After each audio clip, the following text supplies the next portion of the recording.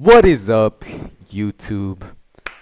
Today we are back and we are busting the biggest myths in Roblox wrestling. If you are a noob, please watch and stay to the end. Number 10 will shock you. But you may ask yourself, why should you listen to us? Well, that's a pretty good question. Who are we? Who are you, Mr. Christmas? Oh, hello everyone. I am Chris League. Yes, I know a league. Whoa, crazy. If you don't know me, not only am I a certified Hall of Famer at OPRW and EWE and a couple more places, I have been a world champion in multiple different feds, very high caliber feds with a lot of comp. So no, I didn't have it easy. I had to fight my way through to get that Uh-huh. championship gold. Mm-hmm. So that who's who I am. Of course, you may know me as CG White if you watch OPRW as of late. So that is me. And who are you, Mr. Chicken? Who am I? Well, I'm a lot of things. Some people know me as Chamus. Some people know me as Gruden, Grudrick Strong. I've been in a lot of places. I've done a lot of gimmicks. And I'm currently the greatest junior heavyweight champion in OPRW history. Yeah, my reign was about 6 or 7 months. It was pretty long, pretty good. I've been row wrestling for about 6 years now, and I've watched a lot of matches. I've studied a lot of Roblox wrestling, so I know what I'm talking about. Okay? Okay. So myth, Okay. let's get right Chill the into fuck it. out, yo. So we're gonna get right into it. Myth number one: jumping is always bad. Now you may hear your little friends, they may tell you, dude, stop fucking jumping. That's why you're a jobber. That's why you're a local talent with no skills. But listen, jumping can sometimes be very beneficial. It is true. While it is true that jumping way too much, like for example, jumping into your opponent's clean, is pretty bad. You see there? I take a necessary amount of damage. There's a high chance for me to get tool lifted. It's just overall very bad. But what you can do with your jump is something like this. You can use it to bait out. You see that in and out movement? That's really good right there. You see that? Bait it. I'm going to slow it down for you guys. You see that? You see that? I'm jumping here and then I'm jumping back out. Look at that. That's a good bait tool. That's a good way to bait. So they did a good job. You give credit where credit is due. Myth number three. S-King is always bad. See now, while it is true that if you S-Key at the wrong time, it can be very bad for you. But if you S-Key someone, and if they're rushing you, if you angle your clean just at the right angle, you can get good chip damage on them. Look at that. Look at that. I'm running away. I'm doing my damage. I'm doing my damage. Look at that. Look at that. S key's beautiful. See, now you can go finish him off right there. Good little W key. Myth number four. W king is the best way to start a fall. Now, some of you noobs may think, the bell rings, ding, ding, ding. I'm going to rush it. I'm going to go in there. Da-da-da-da-da-da. You saw that? Look how easily he can. That is so predictable. What you should be doing instead is when the fall starts, you should be, doing this, going side to side, trying to bait your opponent out, trying to get a good wrap, a good read on their movement. Just like that.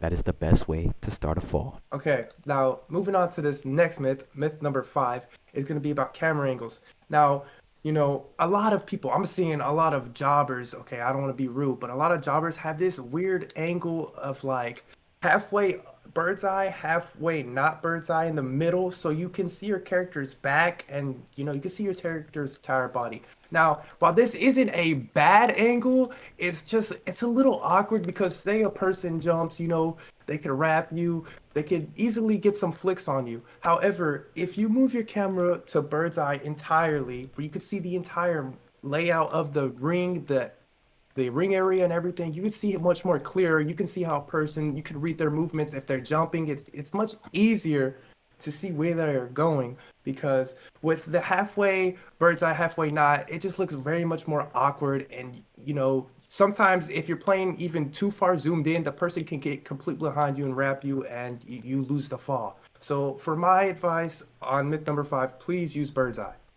Next is myth number 6, and this myth is about movement and how moving in circles or staying in one area is not the best way to do it. Now, this may seem obvious, but I've watched a lot of newcomers be doing this, and it just makes me shake my head, man. So, of course, we're talking about this at the start of the match. This is fine. Everyone does this before the bell is, ready to ring, waiting and everything.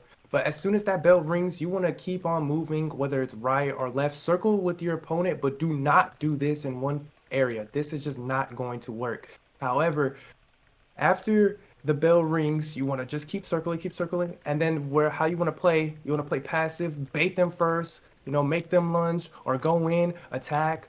It's up to you. But for movement, we just want to tell you, please do not stay in one spot, because the second you stay in one spot, you will get caught and you will be punished with a rush, and you're just gonna not be able to move everywhere because you're gonna get reached if you S key. So just remember, don't do this as the bell rings. You just want to keep doing this and see how your opponent's going to move. Just never do this. Myth number 7, you can control your tool lift. Now, when you're in your match, one of the most annoying things that can happen to you is when you get on your opponent's head or you get stuck on their clean. That is one of the most annoying things that can happen to you. And unfortunately, it is not something you can control. Some people think that, by angling your camera weird or doing something like this, trying to like move your camera weird, and you can tool lift them. That is just not the case. Roblox has a lot of weird physics that you cannot control. Moving on to myth number 8 here, we're going to talk about clans and that you don't really need to be in one. The myth that everyone's been saying around for the last 2 years is like how you need to be in a clan to get pushed. That is just not the case. Now, I'm saying this as a person who has been in multiple clans. Adams and League have been my most known. And I want to say that really the name is just a name. It doesn't get me pushed anywhere. Now, sure, maybe some indie fed, if they saw my name, they would push me to the moon immediately because they see that name and they're like, oh, maybe if this person comes, the owner or like someone bigger than me will come too. That's just only like indie feds that are really hungry to have that one last name show to their fed. But really, I'm gonna pass this to the man who has never been into the clan, and that man is Chicken. So yes, it is true. I have never been in a clan, yet I've had all the success. Why? Because at the end of the day, all that really matters is your skill. Your skill, and if you're not an asshole, you will be in the big leagues. That is how it works. You do not need any clan to help push you or get you known. None of that. If you just work hard, you get good, you will make it big. Myth number 9. There is one perfect playstyle. In truth, there is not one perfect playstyle. Now, in your time in pro wrestling, you will see that there is truly not a person that can go undefeated. Sure, there's people like Jay Darian, they can go on, crazy win streaks, they can beat all these people, but eventually Jay has losses. Jay has singles losses, and that goes the same for everyone. Everyone's style is different, everyone can counter each other. It is just about how little mistakes you can make. That is what makes the difference. Honorable. To the side. Hello, my name is Jackson Mega. And for me, man, all my career they be saying like, oh, you need a super PC to be number one, this, that, and the third, man. But me personally, I never needed that, man. Like you just need pure skill, man. Like me, I need guys next to me, man. Maybe him, but not this guy. But you just need to have, yeah, you have to have pure skill, man. And yeah, man. What the fuck? Swinging Swinging faster faster is is actually actually not not better. better. Contrary to popular beliefs, if you just turn your sensitivity up, like for example, mine is 2 right now. That's freaking high for my DPI. You just, you go in there, you swing, you're like, oh my god, my screen is moving so fast, I'm gonna get all the kills. But as soon as you go against someone actually good, you try to do the things, you're just swinging wildly. Because when you're swinging faster, you cannot control your aim. So, with a lower sense, this is my sense here, you can actually see what's going on. When you have a high sense, you swing wildly, you can't really see what's going on. But when you lower your sense, you can actually see your opponent, you can actually swing, you can actually do good damage. Thank you guys for watching.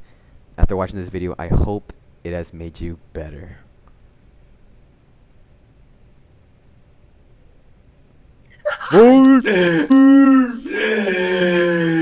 Angle, right? So he walks into my frame, boom, here. I'm going. You see, oh shit, here we go. That was so